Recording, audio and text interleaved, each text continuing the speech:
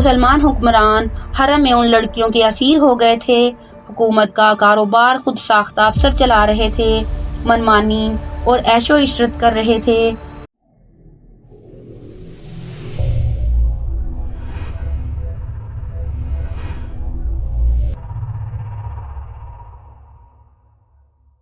السلام علیکم ہمارے پیارے ناظرین، میں امید کرتی ہوں کہ آپ سب خیریت سے ہوں گے۔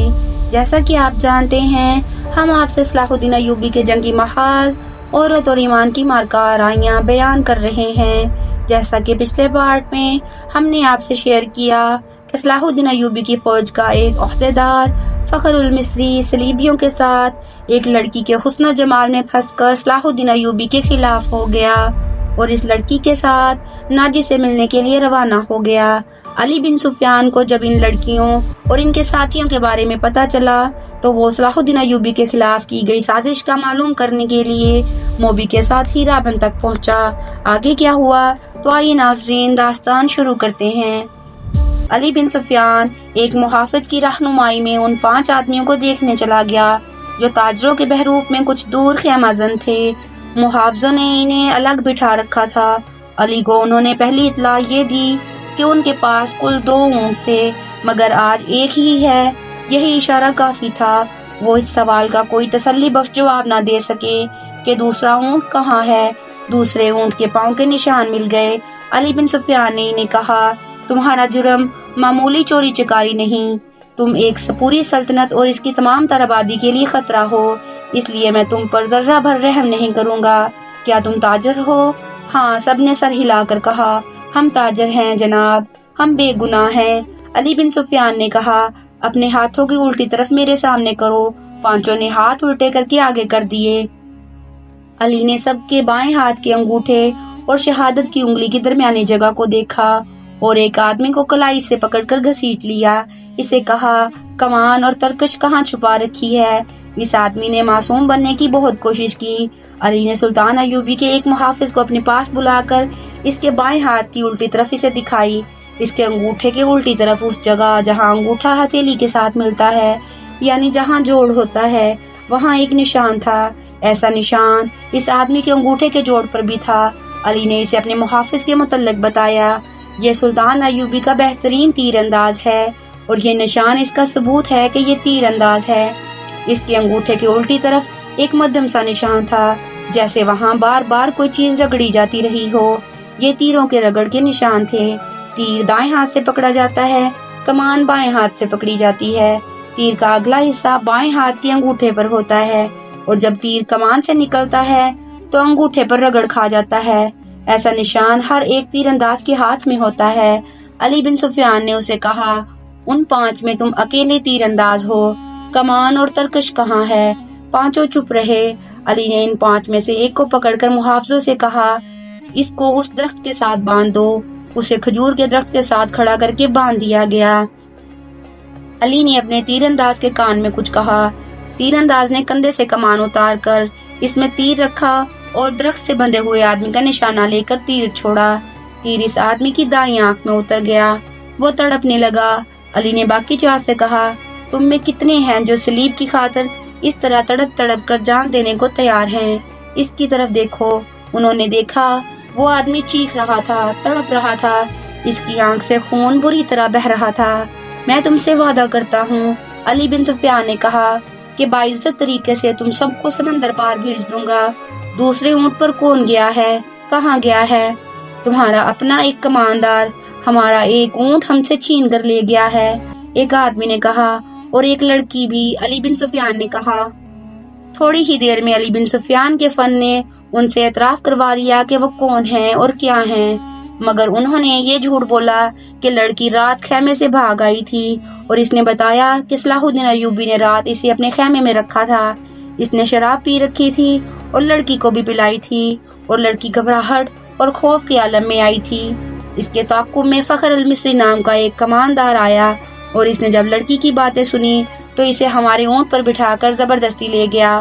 انہوں نے وہ تمام بہتان علی بن سفیان کو سنائے جو لڑکی نے سلطان ایوبی پر لگائے تھے۔ علی نے مسکرا کر کہا، تم 5 تربیت یافتہ عسکری اور تیر انداز اور ایک آدمی تم سے لڑکی بھی لے گیا اور اونٹ بھی۔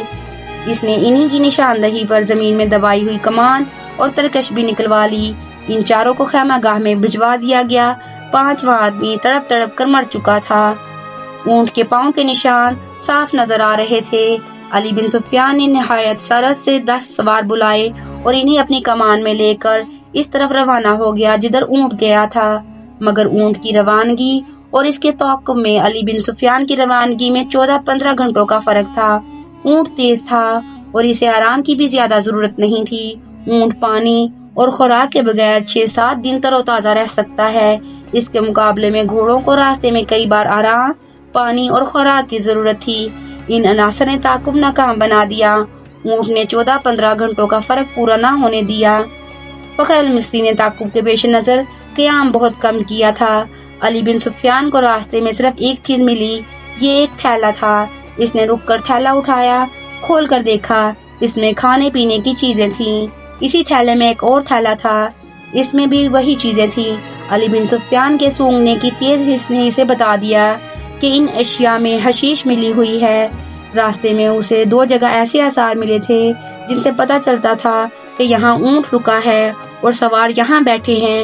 کھجوروں کی گٹھلیاں، پھلوں کے بیج اور چھلکے بھی بکھرے ہوئے تھے۔ تھیلے نے اسے شک میں ڈال دیا۔ اس کے ذہن میں یہ شک نہ آیا کہ فخر المصری کو حشیش کے نشے میں لڑکی اپنے محافظ کے طور پر ساتھ لے جا رہی ہے۔ تاہم اس نے تھیلا اپنے پاس رکھا، مگر تھیلے کی تلاشی اور قیام نے وقت ضائع کر دیا۔ فخر المصری اور موبی منزل پر نہ بھی پہنچتے اور راستے میں پکڑے بھی جاتے تو کوئی فرق نہ پڑتا۔ سوڈانی لشکر میں ناجی، ادروش اور ان کے ساتھی جو زہر پھیلا چکے تھے وہ اثر کر گیا تھا۔ فاطمی خلافت کے وہ فوجی سربراہ جو برائے نام جرنیل اور دراصل حاکم بنے ہوئے تھے، سلطان صلاح الدین ایوبی کو ایک ناکام امیر اور بیکار حاکم ثابت کرنا چاہتے تھے۔ مسلمان حکمران حرم میں ان لڑکیوں کے اسیر ہو گئے تھے۔ حکومت کا کاروبار خود ساختہ افسر چلا رہے تھے، منمانی اور عیش و عشرت کر رہے تھے۔ وہ نہیں چاہتے تھے کہ صلاح الدین ایوبی جیسا کوئی مذہب پسند اور قوم پرست قائد قوم کو جگا دے اور حکمرانوں اور سلطانوں کو حرم کی جنت سے باہر لا کر حقائق کی دنیا میں لے آئے۔ سلطان ایوبی کے پہلے مارکوں جو اس نے اپنے چچا شیرکوہ کی قیادت میں لڑے تھے، یہ لوگ جان چکے تھے کہ اگر یہ شخص اقتدار میں آ گیا تو اسلامی سلطنت کو مذہب اور اخلاقیات کی پابندیوں میں جکڑ لے گا۔ لہٰذا انہوں نے ہر وہ داؤ کھیلا جو سلطان ایوبی کو چاروں شانے چت گرا سکتا تھا۔ انہوں نے در پردہ صلیبیوں سے تعاون کیا اور ان کے جاسوسوں اور تخریب کاروں کے لیے زمین ہموار کی اور اس کے راستے میں چٹانیں کھڑی کی۔ اگر نور الدین زنگی نہ ہوتا تو آج صلاح الدین ایوبی کا تاریخ میں نام نہ ہوتا، آج نقشے پر اتنے زیادہ اسلامی ممالک نظر نہ آتے۔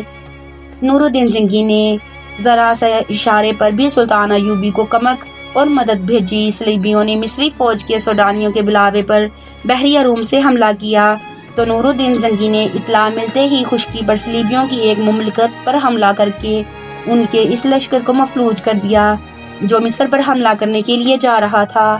یہ تو سلطان ایوبی کا نظام جاسوسی ایسا تھا کہ اس نے صلیبیوں کا بیڑا غرق کر دیا۔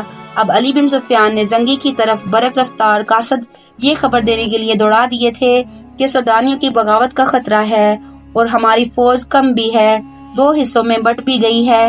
قاصد پہنچ گئے تھے۔ نور الدین زنگی نے خاصی فوج کو مصر کی طرف کوچ کرنے کا حکم دے دیا تھا۔